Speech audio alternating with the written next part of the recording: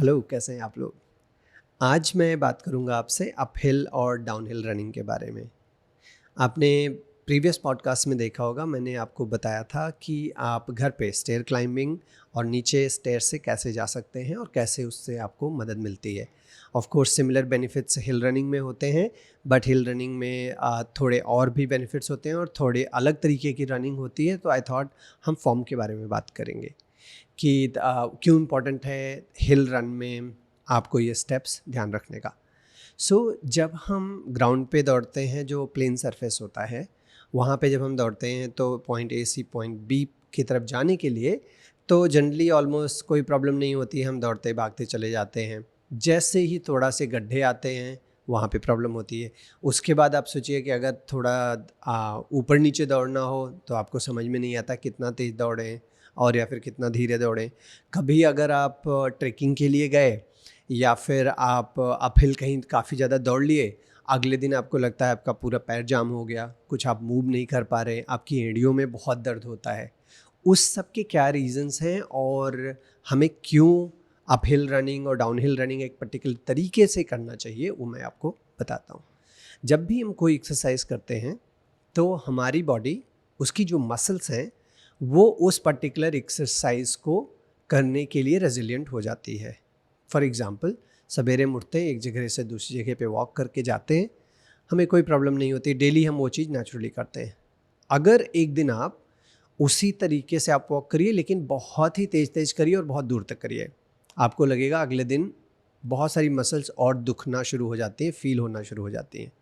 उसका मतलब ये है कि आपने उन मसल्स को पहले जनरली वर्कआउट नहीं किया है। मतलब जो हमारी अभी की कैपेसिटी है मसल्स की, और कुछ और ऐसी मसल्स हैं जो कि अभी यूज़ या कम यूज़ हो रही हैं एक्टिविटीज़, नॉर्मल एक्टिविटीज़ करने में, जैसे आप घर में चलते हैं एक्सेट्रा, उससे ज़्यादा अभी हो रहा है जब हम बहुत तेज वॉक करते हैं या फिर बहुत दूर तक वॉक करते हैं फॉर एग्जांपल। तो जो मसल्स पहले रेजिलिएंट थी, अभी वही फटीग होने लगी, अभी वही थकने लगी। लेकिन अगर आप ऐसी ही एक्टिविटी रेगुलरली करते रहिए तो वही मसल्स फिर रेजिलिएंट हो जाएंगी, राइट। सेम चीज़ होता है हिल रन में। जब आप हिल रन में जाते हो तो कभी आपने देखा है कि जो आपका पीछे का पैर है उसको ज़्यादा काम करना पड़ता है जब आप टेक ऑफ कर रहे हो, राइट। मतलब ये हुआ कि आपके आगे ज़मीन है जो ऊपर की तरफ जा रही, पहाड़ी है जो ऊपर की तरफ जा रही, तो जो पीछे वाला स्टेप है उसको ज़्यादा ट्रैवल करना पड़ रहा है क्योंकि वो प्लेन सरफेस पे नहीं है। तो उसकी जो हील है वो ज़्यादा स्ट्रेच हो रही है, करेक्ट। आप कभी भी नेक्स्ट अपने हिल रन पे जाते हैं तो आप देख लीजिए कि आप हिल रन कर रहे हो, वो जो स्टैंस होता है, आप देखेंगे कि आपकी हील, आपकी पूरी एक्चुअली स्ट्रेच हो रही हैं। और जब उसको आप लोड करते हैं और बार बार लोड कर रहे हैं और अपने बॉडी वेट के साथ में लोड कर रहे हैं, तो उसमें रेजिलियंसी की जगह पे फटीग बिल्ड इन होता है, माइक्रो टेयर्स होते हैं, कभी कभी थोड़े रप्चर्स भी हो सकते हैं और उसकी वजह से आपको अगले दिन दुखता है। तो हमें क्या करना है? हमें हिल रन छोड़ना नहीं है। हमें, जैसे बहुत ही नॉर्मली और ऑब्वियसली आपको पता होगा कि कोई भी चीज़ आपको अचीव करने के लिए धीरे धीरे करना है, राइट। इसका मतलब ये हुआ, जब आप हिल रन करते हैं तो जो नॉर्मल रोड पे आप स्टेप्स ले रहे हैं उससे छोटा डिस्टेंस का स्टेप लें। तो पहली चीज़ आपको करनी है कि अपने स्टेप्स रिड्यूस कर दें, ठीक है। तो जब आप अपने स्टेप्स रिड्यूस करेंगे तो आपका जो पैर है, आपकी जो एड़ी है, जो आपकी एक्िलीज है, वो इतना स्ट्रेच नहीं करेंगी। स्ट्रेच करेंगी भी तो उन पे लोड इतना तेज नहीं आएगा। मतलब इसका क्या हुआ, आप खड़े रहिए और जंप करिए। आप जितना ऊंचे जंप करेंगे उतना तेज आप, गुरुत्वाकर्षण की वजह से उतना तेज आप नीचे आते हैं, करेक्ट। और उतना तेज आपको कहीं दुखेगा या नहीं दुखेगा, एक्सेट्रा। फॉर एग्जाम्पल, आप 1 फुट से जंप करेंगे, सब सही है। 2 फुट से जंप किया, थोड़ा आपको डिफिकल्ट लगा, 6 फुट से जंप करिए, हो सकता है कुछ चीज़ें टूट जाएं। और 50 फुट से किया तो सब कुछ टूट जाएगा, करेक्ट। सो जो चीज़ पहले रेजिलिएंट थी वही चीज़ अभी ब्रेक हो रही है, फटीग हो रही है, करेक्ट। सो आप जब छोटे स्टेप्स लेंगे तब आपकी बॉडी पे उतना लोड नहीं पड़ेगा। जितना आपकी स्पीड बढ़ती जाती है और बड़े स्टेप्स लेंगे तो आप स्पीड बढ़ाने के लिए प्राइमरली, उतना ज़्यादा आपकी बॉडी पे लोड बढ़ता जाता है, राइट। क्योंकि जितना तेजी से जंप करेंगे उतना ज़्यादा भार आपके ऊपर आएगा। नाउ सेकेंड थिंग, आपको छोटे स्टेप्स लेने के लिए कुछ और भी चीज़ें करनी है। दैट इज़ आपकी जो आई साइट है, अभी आपको 100 मीटर आगे दूर देखना नहीं है, क्योंकि आप 100 मीटर दूर अगर देख रहे हैं और पहाड़ी है तो आप कहाँ पे देखेंगे, सोचिए कितनी ऊंचाई पे देखेंगे। उसके लिए आपको अपना गर्दन पीछे की तरफ, आपके अपना नेक जो है उसको स्ट्रेच करना पड़ेगा ऊपर और पीछे की तरफ। उससे ये होगा, आपको 1-2 दिन के बाद आपके नेक में और या फिर सर में भी दर्द हो सकता है। बेटर कंट्रोल और बैलेंस और ये प्रॉब्लम्स भी अवॉइड करने के लिए आपको जहाँ पे आप लैंड कर रहे हैं उससे थोड़ा ही आगे देखिए, ठीक है, ये ध्यान रखना है।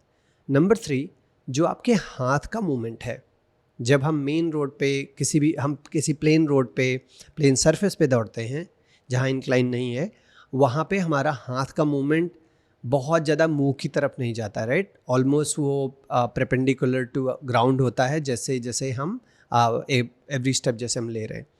जब आप रनिंग कर रहे हैं अपहिल, उस टाइम पे आप ऐसा करिए कि आपके जो हाथ हैं उनको जब वो आगे आते हैं अपने मुंह की तरफ ट्राई करिए। तो क्या हो रहा है, आपके मुंह की तरफ वो ज़्यादा आ रहे हैं, ज़्यादा आगे नहीं जा रहे हैं। आप थोड़ी एनर्जी थोड़ी कंजर्व कर सकते हैं, और जो आपको ऊपर दौड़ने में और फटीग कम होने में मदद कर सकती है। तीसरा चीज़ जो आपको ध्यान देना है कि जब आप ऊपर की तरफ जब आप रन करके जा रहे हैं तो एफ़र्ट काफ़ी ज़्यादा है, राइट। जब एफ़र्ट ज़्यादा है उसकी वजह से आपका हार्ट रेट काफ़ी ज़्यादा रेस होगा। इसलिए आपको ये ध्यान देना है कि आप बहुत तेज़ मत दौड़िए। बहुत तेज़ आप दौड़ेंगे, कुछ देर में ही आपका जो मैक्सिमम हार्ट रेट है उसके आसपास आप पहुंचने लगेंगे और ज़्यादा देर तक आप वर्कआउट नहीं कर पाएंगे। और अगर नहीं कर पाएंगे उसके बाद आपकी रिकवरी भी काफ़ी ज़्यादा हो सकती है, बिकॉज आपका हार्ट रेट जितना ज़्यादा आप उसको थका रहे हो, जितनी देर तक थका रहे हैं, उतना ज़्यादा उसको टाइम लगेगा रिकवर होने में। और इसलिए मैं सजेस्ट करूँगा कि आप बहुत तेज़ मत दौड़िए। अभी हीरो बनने की ज़रूरत नहीं है, बाद में बन लेना, राइट।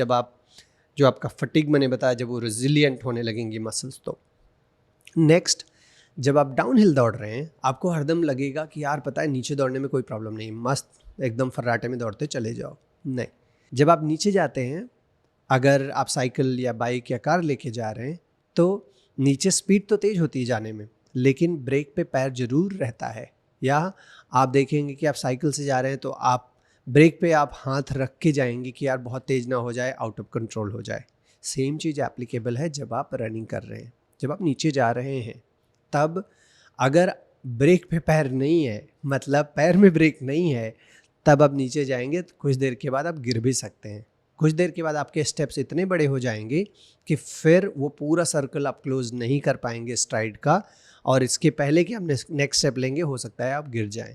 बैलेंस आपका काफ़ी कम रहता है जब नीचे जाते हैं। अगेन ग्रेविटी और बहुत सारी चीज़ें और होती हैं, क्योंकि आपका जो पॉइंट ऑफ कांटेक्ट है एंड कांटेक्ट टाइम है ग्राउंड पे, वो रिड्यूस होता जाता है क्योंकि आप तेज़ भी भाग रहे हैं। इसलिए आपको बहुत बड़े स्टेप्स नहीं लेने हैं, आपको थोड़े कम स्टेप्स लेने हैं। ऑफ कोर्स जब आप ऊपर की तरफ जा रहे हैं तब आपके जो स्टेप्स की लेंथ है उससे ज़्यादा आप लेंगे, और आपको पता चल जाएगा कि कितनी लेंथ की स्टेप्स हम लेंगे तो बैलेंस में रहेंगे। आपको ये भी केयरफुल रहना है, अगर थोड़ी सी भी बारिश हुई है, कुछ भी हुआ है, काई जमी है एक्सेट्रा, तो आप बैलेंस और जल्दी लूज़ कर सकते हैं। इसलिए आप दौड़ने में ये भी ध्यान रखें। ऑफ कोर्स आपकी जो सोल हो शूज़ की, वो रबर की सोल हो तो इट्स बेटर, थोड़ा ज़्यादा आपको ट्रैक्शन मिलेगा। जैसे ये ऐसे नहीं कि जैसे टायर होते हैं, बट रबर की सोल सिमिलरली आपके शूज़ में होती है, तो दैट्स हेल्पफुल।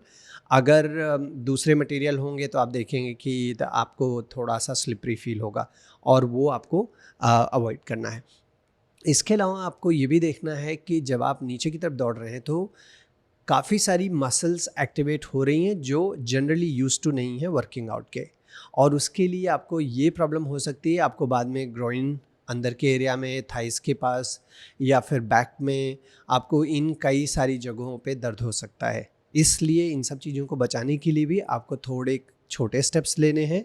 आपको ये ध्यान रखना है कि आप बहुत तेज़ नीचे दौड़ के ना जाएं, और ग्रेजुअली डाउनहिल रन को भी अपहिल की तरह ही लें और ग्रेजुअली उसको इंक्रीज करें। अगर इन चीज़ों को ध्यान में रखेंगे this will be very helpful. आज के लिए इतना ही।